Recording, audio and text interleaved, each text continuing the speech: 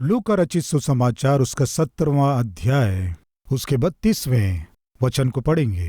लूत की पत्नी को स्मरण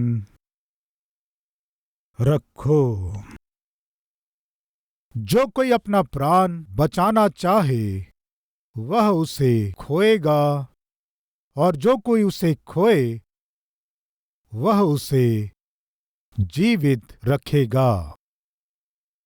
लूत की पत्नी को स्मरण रखो। बाइबल में बहुत से महान महान लोग हैं। अब्राहम है, इसहाक है, याकूब है, दाऊद है, दानिएल है। उन्हें स्मरण रखो प्रभु नहीं बोले। एस्तेर है, रूत है, दबोरा है, सारा है।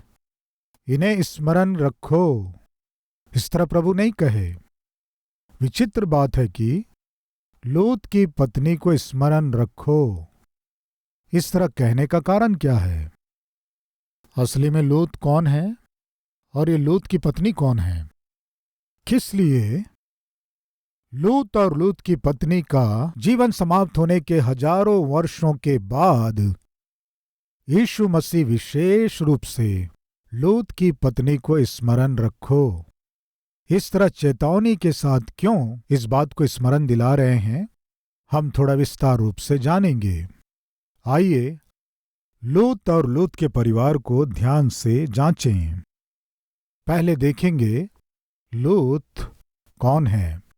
उत्पत्ति की पुस्तक 11वां अध्याय 27वें वचन को पढ़ेंगे। तेरह की वंशावली यह है।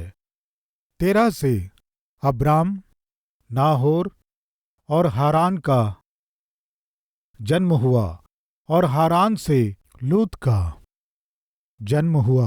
हारान अपने पिता के सामने ही कसदियों के ऊर नामक नगर में, जो उसकी जन्मभूमि थी, मर गया। अब्राम और नाहोर दोनों ने विवाह किया।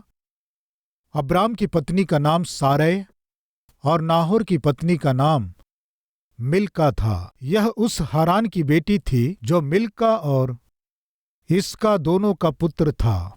सारै तो बांझ थी, उसके संतान ना हुई।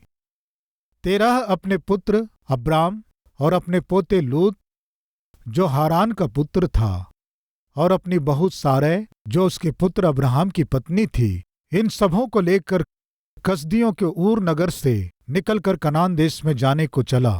पर हारान नामक देश में पहुंचकर वहीं रहने लगा।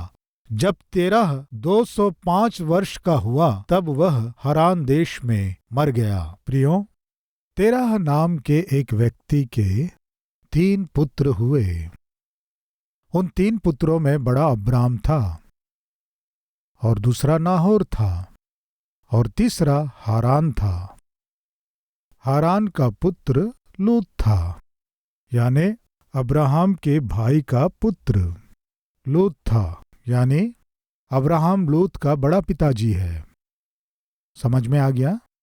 अब्राहम लूत का बड़ा पिताजी है। पता नहीं किस कारण लूत के पिता हारान की लूत के बचपन में ही मृत्यु हो गई। लूत पिता को खो दिया। अब्राहम बड़े पिताजी हैं, इसलिए अपने भाई के मरने के बाद लूत की जिम्मेदारियों को अब्राहम उठाने लगे। अब्राहम के साथ ही लूत भी रहने लगा। विचित्र बात यह है कि 13 से जन्मे तीनों पुत्र अब्राम, नाहोर और हारान हैं। हारान के बच्चे हुए, नाहोर के भी बच्चे हुए, अब्राम के बच्चे नहीं हुए। अब्राहम का परिवार फल रहित परिवार था। सबके घरों में खुशियां थीं। सबके घरों में खुशियां मनाने के लिए उनके पास बच्चे थे, लेकिन वो खुशी, वो उत्साह अब्राम के परिवार में नहीं थी। उम्र बढ़ती जा रही थी। अब्राहम और सारा की संतान नहीं थी। संतान रहित एक परिवार था। विचित्र बात यह है कि परमेश्वर अपने लिए एक प्रजा को अलग करना है सोचकर, अपने लिए एक जाति को तैयार करना है, इस तरह परमेश्वर जब सोचे, किसको चुना जानते हैं आप? तेरह के परिवार में रहने वाले नाहोर को नहीं चुने, हारान को भी नहीं चुने। इन दोनों परिवारों में संतान थी, फलवंत परिवार था, लेकिन परमेश्वर किसे चुने हैं जानते हैं आप?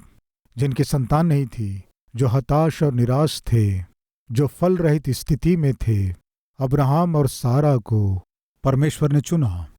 प्रियो, हमारा परमेश्वर कितना भला है।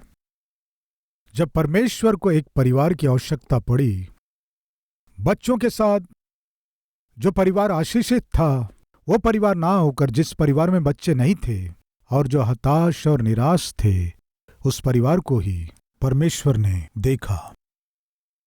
आज एक प्रश्न मुझे करने दीजिए, सामान्यतः परमेश्वर किसे देखता है? सामान्यतः परमेश्वर किससे अधिक प्रेम करता है? प्रिय, एक मां के 5 बच्चे थे। उस मां के पास आकर एक व्यक्ति ने कहा, मां, आपके 5 बच्चे हैं ना? उन 5 में कौन आपके लिए अधिक प्रिय है? 5 बच्चों में कौन आपका अधिक प्रिय है? जब इस तरह प्रश्न किया, उस मां ने क्या उत्तर दिया जानते हैं? सुनिए, 5 मेरे लिए प्रिय हैं। ऐसे नहीं मां जी, इन 5 में किसे आप ज्यादा चाहती हैं? किसके लिए आपका दिल अधिक तड़पता है?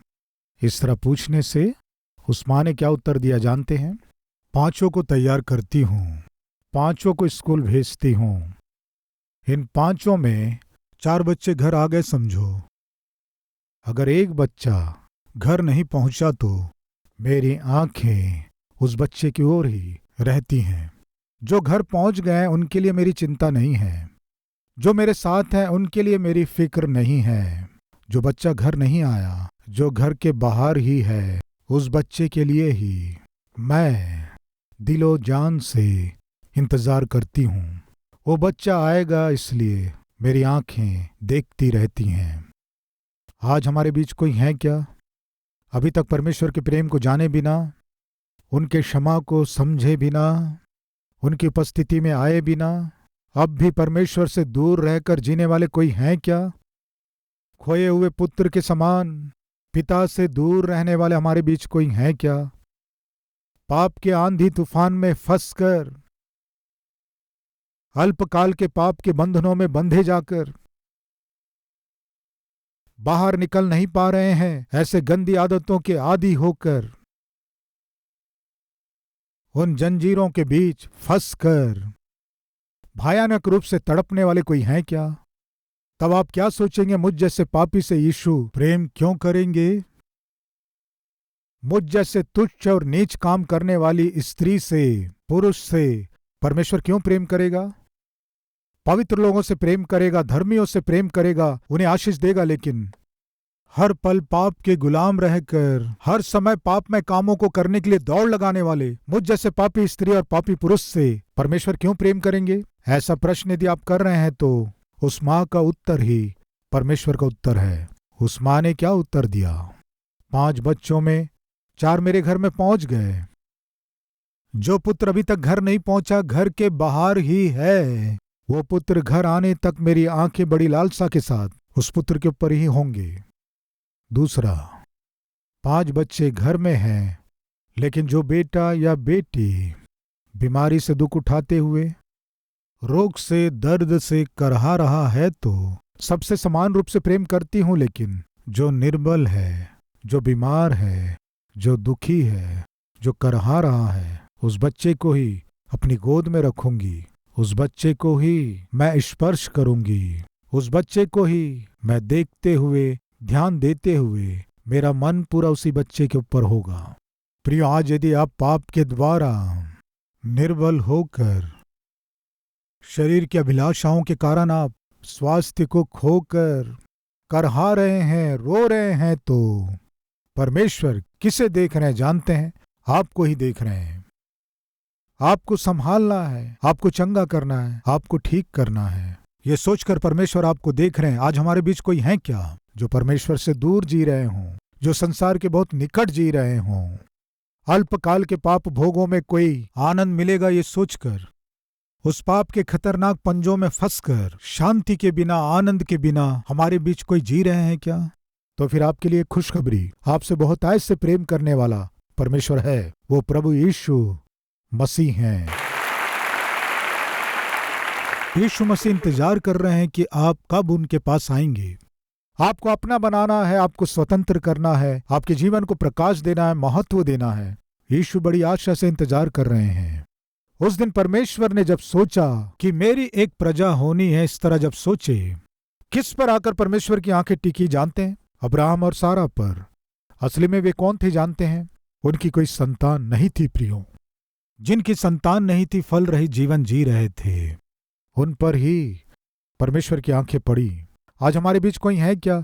मेरा जीवन फल रहित जीवन है, मेरे जीवन में किसी भी प्रकार का आनंद नहीं है, मेरा जीवन शांति रहित जीवन है, मेरे जीवन को कोई समझ नहीं पाता है, मेरे जीवन को कोई सहारा नहीं देता है, कोई मेरी सहायता नहीं करता है।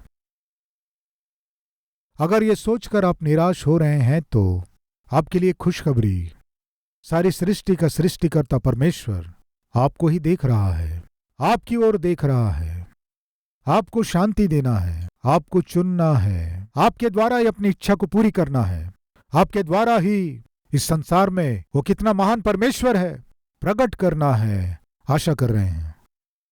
प्रिय, विचित्र रूप से अब्राहम को और सारा को परमेश्वर चुनकर एक बात कहा। 12वां अध्याय 1 वचन, यहोवा ने अब्राहम से कहा, अपने देश और अपने कुटुंबियों और अपने पिता के घर को छोड़कर उस देश में चला जा जो मैं तुझे दिखाऊंगा, और मैं तुझसे एक बड़ी जाति बनाऊंगा और तुझे आशीष दूंगा और तेरा नाम महान करूंगा और तू आशीष का मूल होगा। जो तुझे आशीर्वाद दे उन्हें मैं आशीष दूंगा और जो तुझे कोसे उसे मैं श्राप दूंगा, और भूमंडल के सारे कुल तेरे द्वारा आशीष पाएंगे। प्रियो, कितना अद्भुत वाचा परमेश्वर अब्राहम को दिया। परमेश्वर ने क्या कहा? अपने देश से, अपने कुटुंबियों में से, अपने घर से निकल कर जाओ। अपने देश से प्लेस, अपने कुटुंबियों से पीपुल, अपने पिता के घर से प्रैक्टिसेस।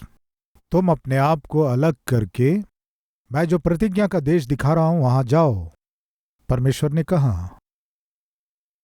परमेश्वर के बुलाहट को पाकर अब्राहम निकल पड़ा। प्रियो सुनिए, परमेश्वर ने क्या कहा था अपने कुटुंबियों में से इस तरह कहने से, पर पता नहीं क्या हुआ, किस कारण से। मैंने बताया ना, लूत पिता हारान के मर जाने के बाद अब्राहम के साथ रहने लगा। बड़े पिताजी थे, इसलिए उनके साथ ज्यादा समय बिताने से इस फैमिली के साथ लूत अटैच हो गया। अब्राहम जब जा रहा था, अपने कुटुंबियों को भी छोड़ना था, ये परमेश्वर की आज्ञा थी।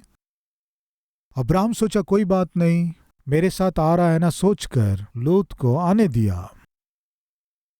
अब्राहम परमेश्वर की आज्ञाओं को मानते हुए दिन प्रतिदिन आशीषित होता गया। अब्राहम के साथ लूत और लूत की पत्नी, वो परिवार भी आशीषित हुई। अब्राहम महान आत्मिक था, सारा भी आत्मिक थी।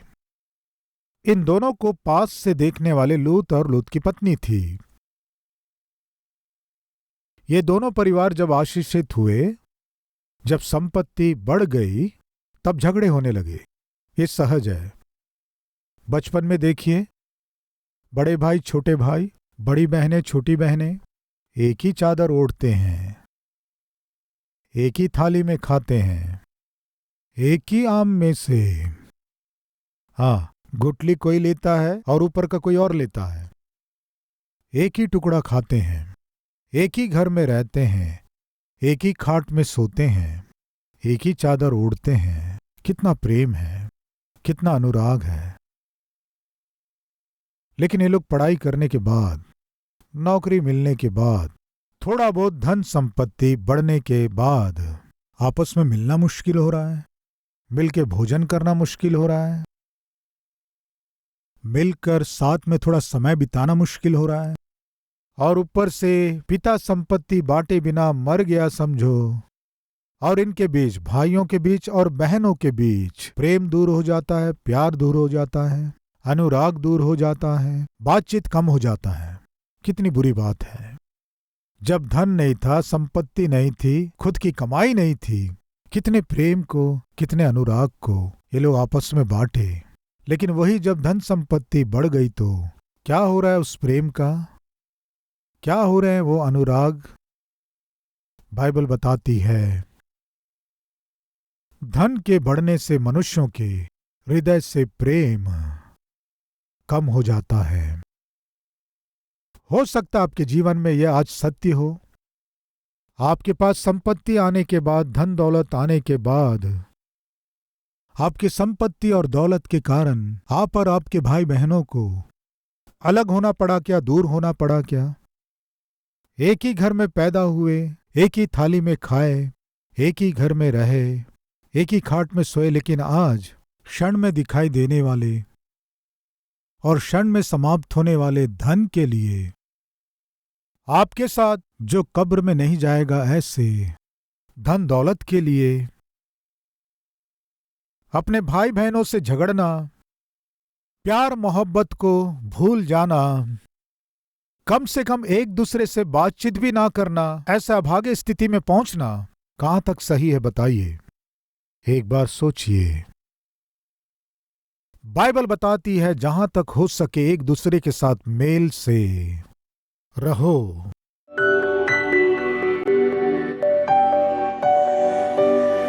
महान पवित्र प्रेमी परमेश्वर पिता, आज आप अद्भुत वचन के द्वारा बहुमूल्य चेतावनियों को दिए। जो पिता, जो मां आत्मिकता के बिना, आत्मिक मूल्यों के बिना जीते हैं या बच्चों को पालते हैं, उस परिवार के लिए शाप को ले आते हैं।